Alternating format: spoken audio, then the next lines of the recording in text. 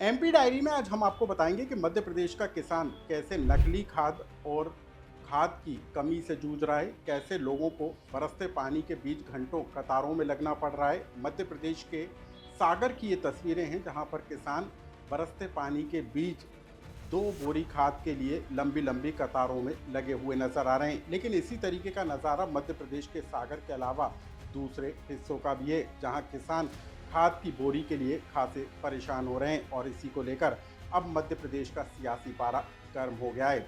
इसके साथ ही हम आपको बताएंगे कि मध्य प्रदेश में कांग्रेस ने बीजेपी को घेरने के लिए आखिर वो कौन सा प्लान तैयार कर लिया है, जिसके जरिए आने वाले दिनों में कांग्रेस आक्रामक नजर आने वाली है। मध्य प्रदेश के मांडव में हुई कांग्रेस के नव संकल्प शिविर में कांग्रेस ने कौन से ऐसे 5 बिंदु तय किए हैं जो अब वो बीजेपी पर आजमानी जा रही है। इन तमाम खबरों को जानने के लिए आप मेरे साथ बने रहिएगा। नमस्कार, मैं हूं अनुराग श्रीवास्तव और आप देख रहे हैं एमपी डायरी।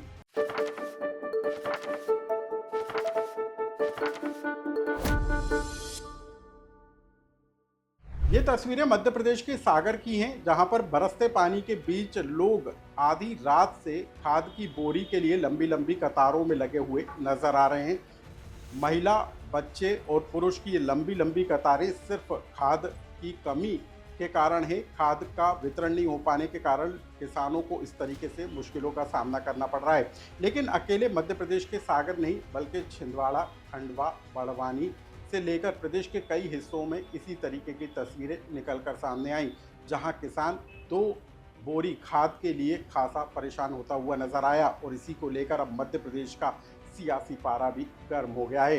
प्रदेश कांग्रेस अध्यक्ष जीतू पटवारी ने खाद की किल्लत को लेकर सरकार से सवाल पूछा है कि टोकन लेने के बावजूद किसान आखिर खाद की कमी को लेकर परेशान क्यों हैं। इस पर सरकार को जवाब देना चाहिए।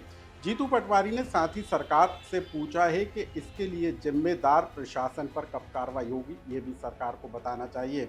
लेकिन हम आपको बता दें कि मध्य प्रदेश में सिर्फ खाद की कमी नहीं, बल्कि नकली खाद भी एक बड़ी समस्या बनी हुई है। बीते दिनों केंद्रीय कृषि मंत्री शिवराज सिंह चौहान ने देश के सभी राज्यों के मुख्यमंत्रियों को पत्र लिखा था और इस बात के निर्देश दिए थे कि नकली खाद पर तत्काल एक्शन लिया जाए और खाद के वितरण को भी सुनिश्चित किया जाए। ये जिम्मेदारी राज्य सरकारों की है। केंद्रीय कृषि मंत्री ने अपने पत्र में इस बात का भी उल्लेख किया था कि समय के साथ जगह और जो खाद की उपलब्धता है वो किसानों को बताया जाना चाहिए और उसी के मुताबिक खाद का वितरण भी किया जाना चाहिए। बावजूद इसके मध्य प्रदेश में नकली खाद से लेकर नकली बीज से लेकर खाद की कमी को लेकर किसान खासे परेशान हैं।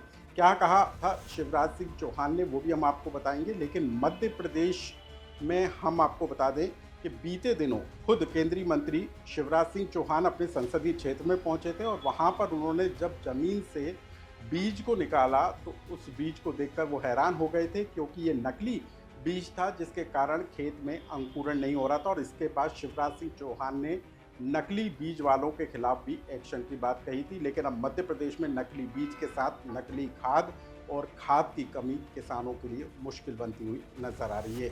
घटिया बीज, नकली खाद, नकली पेस्टिसाइड बनाने वालों के खिलाफ कड़ी कार्रवाई के लिए कानून को भी कड़ा बनाया जाएगा। मध्य प्रदेश में खाद का मुद्दा आज मध्य प्रदेश की जो मोहन कैबिनेट की बैठक है उसमें भी गूंजता हुआ नजर आया। कैबिनेट की बैठक में किसानों के खाद को लेकर परेशान होने का मुद्दा उठा और इसके बाद मुख्यमंत्री मोहन यादव ने ये निर्देश दिए कि जो मंत्री हैं वो अपने प्रभार वाले जिलों में इस बात की निगरानी करेंगे कि उनके प्रभार वाले जिले में कहीं नकली खाद तो नहीं बिक रही और जो कमी खाद को लेकर है उसका वितरण किस तरीके से सुनिश्चित किया जाए, इसकी निगरानी का काम भी अब प्रभारी मंत्रियों को अपने जिलों में करना होगा।